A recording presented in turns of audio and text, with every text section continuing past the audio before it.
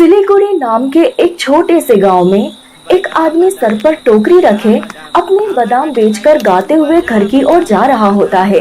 बादाम बादाम में दादा कच्चा बादाम, আমার কাছে নাইকা বুবু বাজা বাদাম।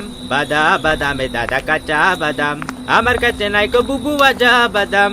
वे आदमी इस तरह से गाते हुए घर की ओर जा ही रहा होता है। तभी उसे घुंघरू की आवाज सुनाई देती है। घुंघरू की आवाज सुनकर वे आदमी वहीं पर रुक जाता है और आवाज देते हुए बोलता है, कौन है यहाँ पर? उस आदमी के इतना बोलते ही घुंघरू की आवाज आना बंद हो जाती है, जिसके बाद वे एक बार फिर से गाते हुए आगे की ओर चलने लगता है। तभी उसे किसी की रोने की आवाज आती है। अब वो आदमी अपने बादाम की टोकरी को नीचे रखता है और आवाज का पीछा करने लगता है। तभी वे देखता है कि उसके सामने एक चुड़ैल खड़ी है। चुड़ैल को देखकर वो आदमी भागने लगता है कि तभी चुड़ैल अपने हाथों को लंबा करती है और उस आदमी को पकड़कर उससे बोलती है, कहाँ जा रहा है? मुझे अपना बादाम नहीं बेचेगा? तुम एक चुड़ैल हो? मैं अपने बादाम चुड़ैलों को नहीं बेचता। आप मुझे छोड़ दो और जाने दो। पर अब मुझे तुम इंसानों की तरह बादाम बेचना है, क्योंकि मुझे तेरा बादाम बेचने का ये तरीका बहुत अच्छा लगा। अब मैं भी तेरी तरह बादाम बेचूंगी, वो भी तेरी जगह लेकर। इतना बोलकर चुड़ैल उस आदमी को मार देती है और उसका रूप ले लेती है। और उस आदमी की जगह वो चुड़ैल हमेशा रात को बादाम बेचने के लिए गांव में जाने लगती है और जो कोई भी उससे बादाम लेता चुड़ैल उसे मार दिया करती। ऐसे ही एक रोज चुड़ैल अपने बादाम लेकर एक गांव में जाती है। रात का समय होता है। अब चुड़ैल अपने बादाम बेचने के लिए गाना गाती है और सबको अपनी ओर आकर्षित करती है। बादाम बादाम में दादा कच्चा बादाम, আমার কাছে নাইকা বুবু বাজা বাদাম। বাদাম বাদাম में दादा कच्चा बादाम, আমার কাছে নাইকা বুবু বাজা बादाम। गाना सुनकर एक औरत अपने बच्चे के साथ बाहर निकलती है और बोलती है, अरे भैया, तुम तो बहुत अच्छा गाना गाते हो। मुझे तुम्हारा बादाम बेचने का ये तरीका बहुत पसंद आया, पर तुम सुबह क्यों नहीं आते हो बादाम बेचने?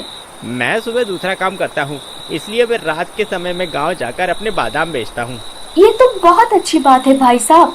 अच्छा भाई साहब, आप मुझे 1 किलो बादाम दे दो। आप जब तक मेरा बादाम पैक कर रहे हैं तब तक मैं घर में से पैसे लेकर आती हूँ।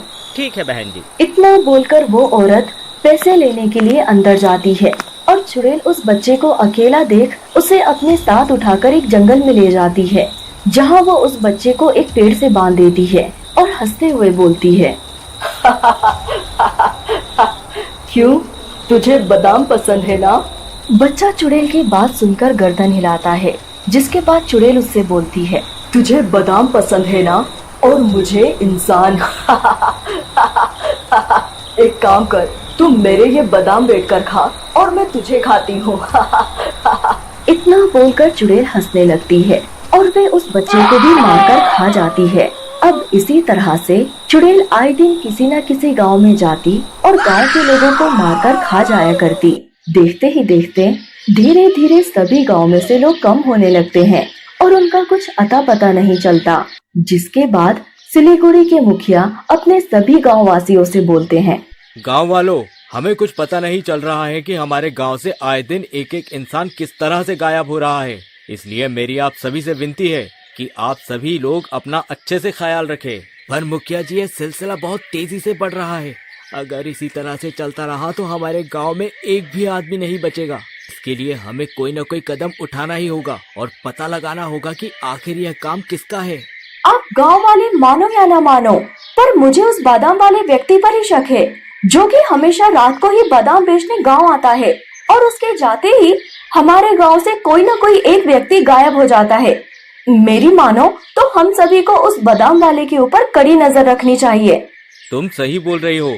इसलिए आज रात को जब वो बादाम वाला बादाम बेचने आएगा, तब हम सभी गांव वाले उस आदमी के ऊपर नजर रखेंगे कि आखिर उसके जाने के बाद हमारे गांव से हर रोज एक इंसान कैसे कम हो जाता है।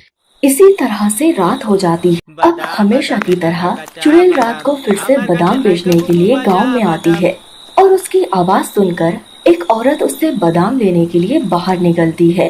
तो वहीं कुछ गांव वाले उस बादाम वाले के ऊपर नजर रखते हैं, जिसके बाद सभी गांव वाले देखते हैं कि बादाम बेचने वाला आदमी एक चुड़ैल के रूप में बदल गया है और उस औरत को अपने साथ जंगल में ले जाता है।